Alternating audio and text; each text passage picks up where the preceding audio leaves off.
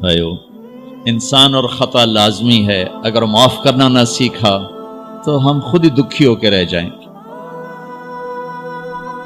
لوگوں کے زخم بھلا دو، اللہ پہ ڈال دو، اللہ صلہ دے گا، زندگی پرسکون ہو جائے گی۔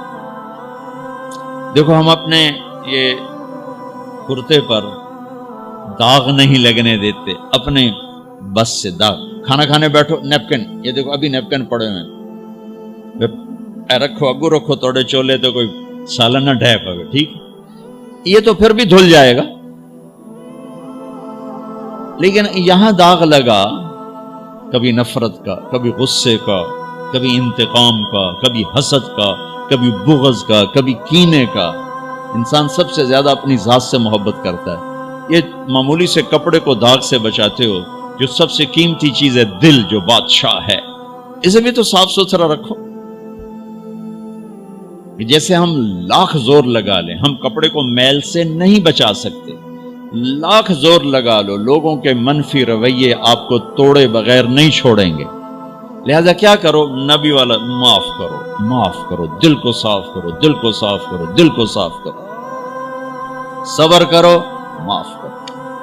صبح و شام اس دل میں کسی کی نفرت نہ آنے دینا، کسی کے لیے بغض نہ آنے دینا، کسی کا کھوٹ نہ آنے دینا، کسی سے کینہ، غش، سارے الفاظ کو اپنے اندر سمیٹے ہوئے۔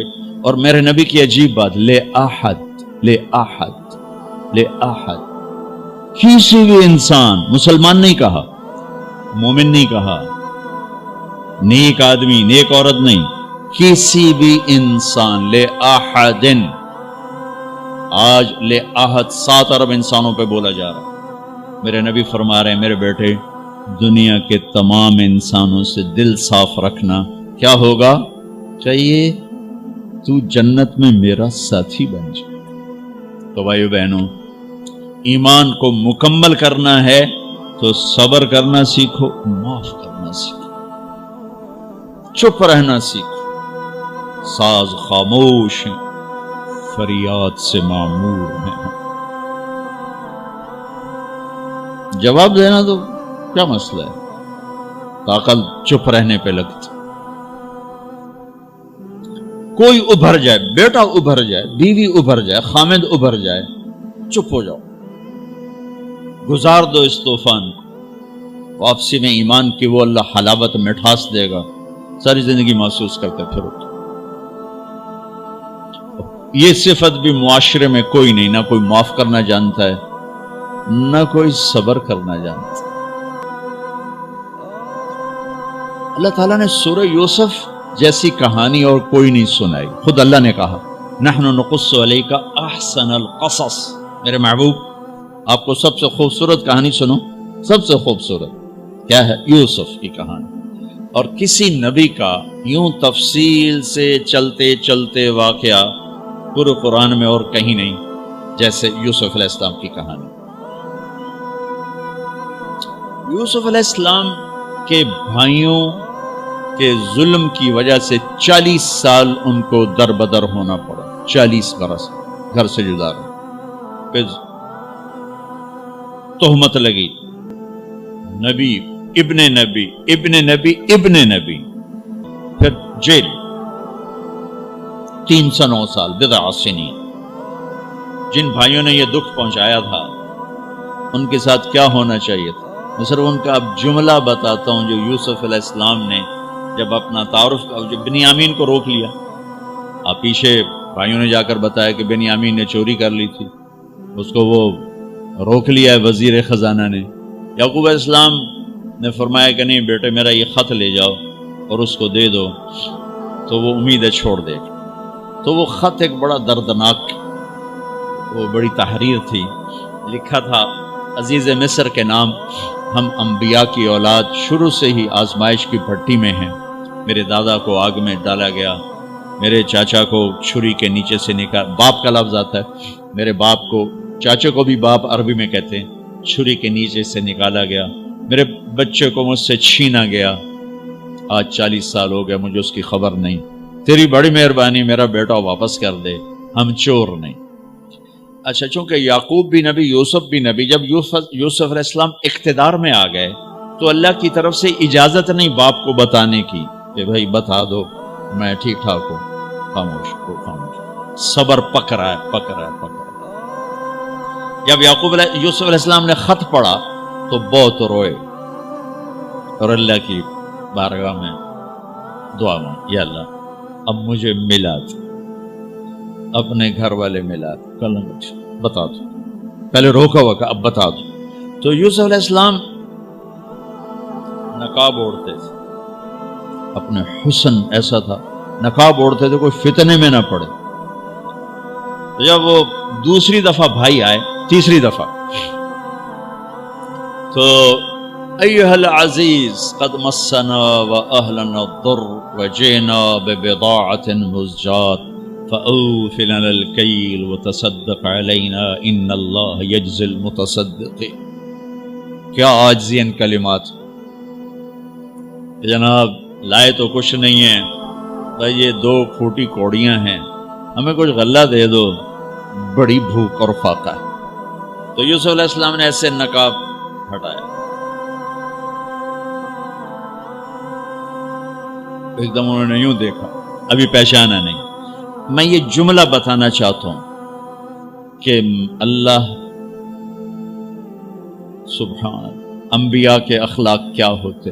مجھے کیوں سنا رہے ہیں, آپ کیوں سنا رہے ہیں؟ کہ ہم اس کو پیچھے چلنے کی کوشش تو کریں. کیوں بد اخلاق ہو کے مرنا چاہتے, کیوں لوگوں کے دل توڑ کے اپنی قبر میں جاتے ہیں. اسے ٹوٹنے دو, اسے اللہ اقبال کی قبر روشن کرے. تو بچا کے نہ رکھ اسے, تیرا آئینہ ہے وہ آئینہ کہ شکستہ ہو تو عزیز تر ہے نگاہ آئینہ ساز میں. اسے ٹوٹنے دو, اس کے ٹوٹنے پر اس کی قیمت بڑی لگے گی. اس سے وہ فریادیں نکلیں گی جو عرش کو ہلا دی. جو ساز سے نکلی ہے وہ دھن سب نے سنی ہے, جو تار پہ بیتی ہے وہ کس دل کو پتا ہے. اس سے وہ نغمے نکلیں گے کہ اللہ کے عرش کو ہلا دیں گے.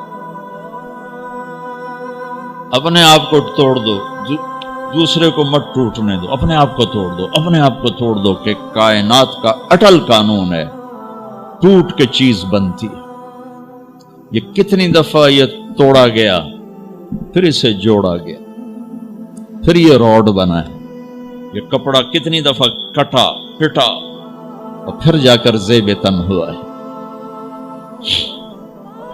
هل علمتم ما فعلتم بیوسف واخیہ اذ انتم جاہلون.